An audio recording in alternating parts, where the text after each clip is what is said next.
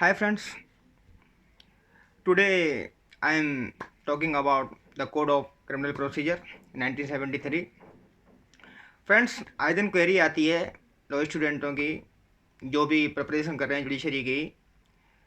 How to read this code, how to read CrPC. Sir हम CrPC को कैसे पढ़ें, समझ में नहीं आता। किसी भी कोचिंग में जाते हैं तो कोचिंग में पढ़ाया जाता है सेक्शन 1 टू सेक्शन 484, सेक्शन 1 से लेकर के 184 सीक्वेंस में पढ़ाया जाता है और हमें समझ में नहीं आता। तो फ्रेंड्स, मेरी बात को ध्यान से सुनना। ये जो सीआरपीसी है ना, ये है एक प्रोसीजरल लॉ, प्रक्रियात्मक विधि है। और प्रक्रियात्मक विधि को प्रक्रिया के अकॉर्डिंग ही आपको पढ़ना पड़ेगा, तो आपको दोबारा पढ़ने की जरूरत नहीं पड़ेगी। कोर्ट में जिस तरीके से प्रोसेस चलता है ना, according to process, according to procedure, इसको अगर आप पढ़ोगे तो कभी भी नहीं भूलोगे। तो मैं जिस तरीके से इसको बता रहा हूँ उस तरीके से आप इसको पढ़ो, किसी भी टीचर से पढ़ो, आप खुद पढ़ो, सेल्फ स्टडी करो, या इस वीडियो के बाद में इसकी सीआरपीसी की हम सीरीज चलाएंगे, इसमें सीरीज में पढ़ लेना जो भी आपको उचित लगे। तो सीआरपीसी को कैसे पढ़ा जाए, अपन देर न करते हुए जल्दी से इसको बताते हैं, खत्म करते हैं वीडियो को भी 5-7 मिनट में। मित्रों, कोई भी अपराध होता है ना, उसके स्टेप बाय स्टेप इस सीआरपीसी भी फॉलो उसको करती है कि स्टेप बाय स्टेप कैसे कैसे अपन जो प्रोसेस चलता है उस प्रोसेस के अकॉर्डिंग ही इसको पढ़ाएंगे। तो सबसे पहले अपराध होता है तो कोई भी व्यक्ति है जो पीड़ित पक्षकार है, विक्टिम है, वो क्या करता है, वो जाता है पुलिस स्टेशन में। पुलिस स्टेशन जाता है तो पुलिस स्टेशन में जाने का जो प्रोसेस है वो किस में है, वो है चैप्टर 12 में। तो अपन सीक्वेंस में नहीं पढ़ेंगे कि चैप्टर 1 2 3 4 5 6 ऐसे नहीं पढ़ेंगे। 37 जो चैप्टर है इसमें उनको सीक्वेंस में नहीं पढ़ेंगे, अपन पढ़ेंगे अकॉर्डिंग टू प्रोसेस, जो प्रोसीजर है उसके हिसाब से ही अपन इसमें पढ़ेंगे। तो सबसे पहले चैप्टर पढ़ेंगे अपन 12। तो चैप्टर 12 बताता है क्या कि information to the police officer. भाई पुलिस को अपन कोई भी इन्फॉर्मेशन देंगे, कोई भी अपने साथ में कोई ऑफेंस हुआ है तो सबसे पहले पुलिस के पास में अपन क्या करेंगे, सूचना देंगे। तो चैप्टर 12 पढ़ लिया अपन ने। चैप्टर 12 में पूरा सूचना देने से, एफआईआर लॉन्च होने से और पूरा जो इन्वेस्टिगेशन का प्रोसेस दे रखा है वो चैप्टर 12 में दे रखा है। तो सबसे पहले चैप्टर 12 पढ़ लिया अपन ने, बहुत ही इंटरेस्टिंग है ये सबसे पहले। उसके बाद में चैप्टर 12 पढ़ लिया अपन ने। उसमें क्या होता है कि कॉग्निजेबल ऑफेंस होता है, तो उसमें तो क्या करता है, पुलिस में एफआईआर लॉन्च हो जाती है और वो पूरा इन्वेस्टिगेशन करने के बाद में चालान पेश कर दिया। अब उसके बाद में कॉग्निजेबल ऑफेंस नहीं है, नॉन कॉग्निजेबल ऑफेंस है, तो अपन क्या पढ़ेंगे, तो चैप्टर अपन को पढ़ना पड़ेगा साथ साथ में 15 और 16, कंप्लेंट बिफोर मजिस्ट्रेट। कि अगर कॉग्निजेबल ऑफेंस नहीं है, एफआईआर लॉन्च नहीं हुई है, तो अपन मजिस्ट्रेट के सामने डायरेक्ट कंप्लेंट पेश कर सकते हैं। तो अपन ने 15 और 16 पढ़ लिया। और 15-16 पढ़ने के बाद में फिर अपन क्या पढ़ेंगे कि भाई एफआईआर लॉन्च हुई, उसमें अगर पूरा प्रोसेस कंप्लेंट हो गया इन्वेस्टिगेशन का, तो वो क्या चालान पेश करेंगे और इसमें कंप्लेंट सीधे मजिस्ट्रेट के सामने पेश करेंगे, तो दोनों ही उस कोर्ट के सामने आएंगे। तो क्या करता है, कोर्ट लेगा उस पर कॉग्निजेंस।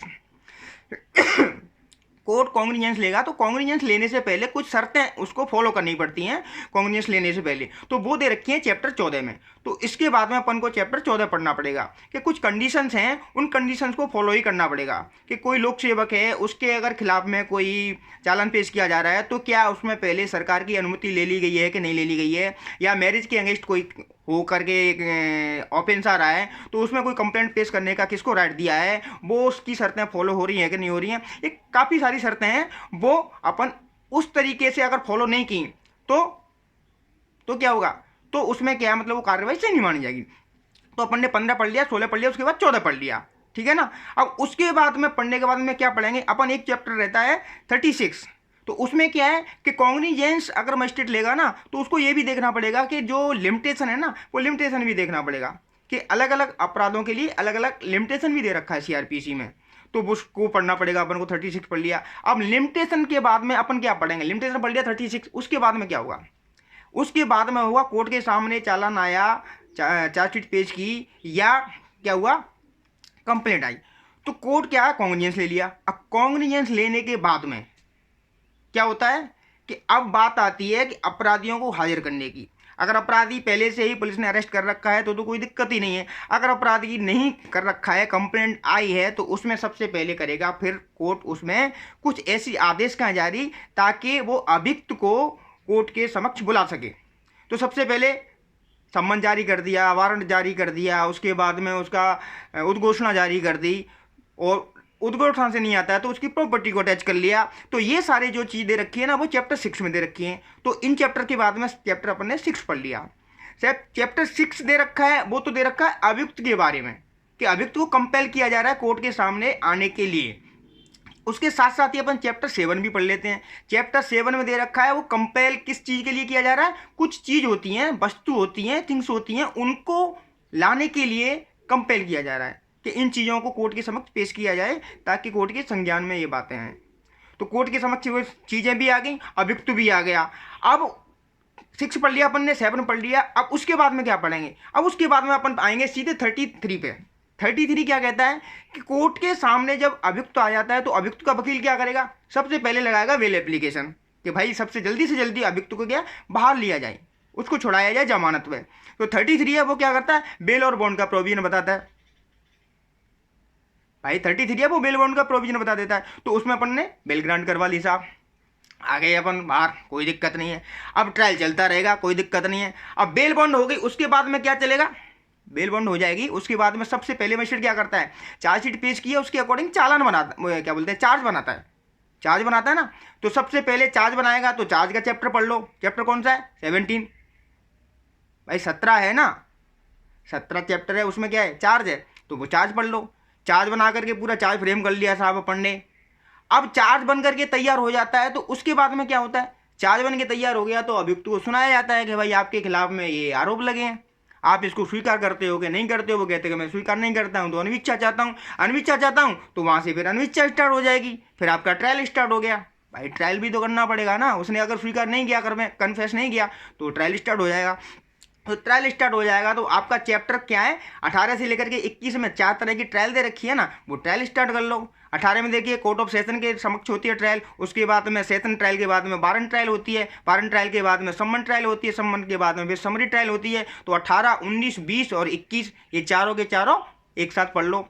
और 21A भी जोड़ दिया है इसमें, तो 21A को भी पढ़ लो, जो प्ली बार्गेनिंग की बात करता है, साथ साथ में उसको भी पढ़ लो। अब ट्रायल के साथ साथ में जो अपन ने ट्रायल पढ़े ना 18, 19, 20, 21, इस इनके साथ साथ में ही 22, 23, 24, 25 और 26 ये भी साथ साथ पढ़ने पड़ेंगे। क्योंकि ट्रायल में जो चीज़ चलती है ना, जैसे कि मतलब जेल में कोई कैदी बंद है 22 में दे रखा है, तो उनकी हाजिरी के लिए उनका प्रोसेस क्या होगा, वो 22 पढ़ लिया।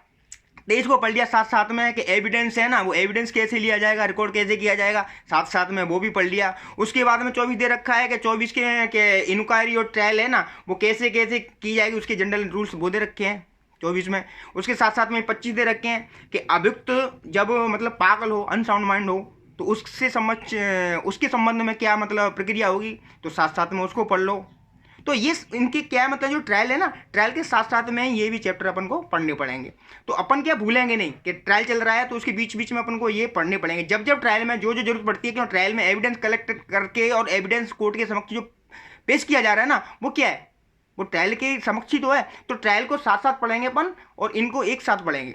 तो 18, 19, 20, 21 और इधर से पढ़ेंगे 22, 23, 24, 25, 26, इनको दोनों को साथ साथ पढ़ेंगे। ठीक है ना। अब ये कंप्लीट हो गया साहब, ट्रायल आपका कंप्लीट हो गया। इधर से 18 से लेकर के 21 कंप्लीट हो गया, इधर से 22, 23, 24, 25 और 26 कंप्लीट हो गया। अब ट्रायल कंप्लीट होने के बाद में क्या करता है? ट्रायल कंप्लीट होने के बाद में कोर्ट देता है अपना जजमेंट। कोर्ट जजमेंट देता है ना अपना, तो जजमेंट पढ़ लो। जजमेंट कौन से उसमें चैप्टर में दे रखा है? चैप्टर 27 में दे रखा है, तो जजमेंट पढ़ लो। जजमेंट पढ़ लिया साहब लोग आपने, और जजमेंट पढ़ने के बाद में फिर क्या करना पड़ेगा अपन को? भाई जजमेंट आपने पढ़ लिया, उसके बाद में क्या? जजमेंट पढ़ लिया तो जजमेंट की क्या करते हैं अपन? अपील तो करेंगे ना। हाँ तो अपील कर दो। अपील कर दी तो 29 में आ गया, 29 में अपील कर दिया अपन ने। अगर 29 से पहले एक अपन ने 28 भी पढ़ना पड़ेगा। जैसे आप जजमेंट सुनाया तो मान के चलो सेशन कोर्ट ने कोई डेथ सेंटेंस सुना दिया, मृत्युदंड दे दिया, तो मृत्युदंड देता है तो आपको पता होगा प्रोसेस, हाई कोर्ट से उसकी पुष्टि होना भी जरूरी है। तो हाई कोर्ट की पुष्टि का जो वर्णन दे रखा है ना, वो 28 में दे रखा है, सेक्शन 366 से लेकर के और 371 है शायद, हाँ तो उसमें दे रखा है प्रोसेस, तो उसको पढ़ लो आराम से। उसके बाद में फिर अपील करनी होती है, 29 में आ जाओ, अपील कर दो। तो इस तरीके से आप सीआरपीसी को पढ़ोगे ना तो जिंदगी भर भूलोगे नहीं।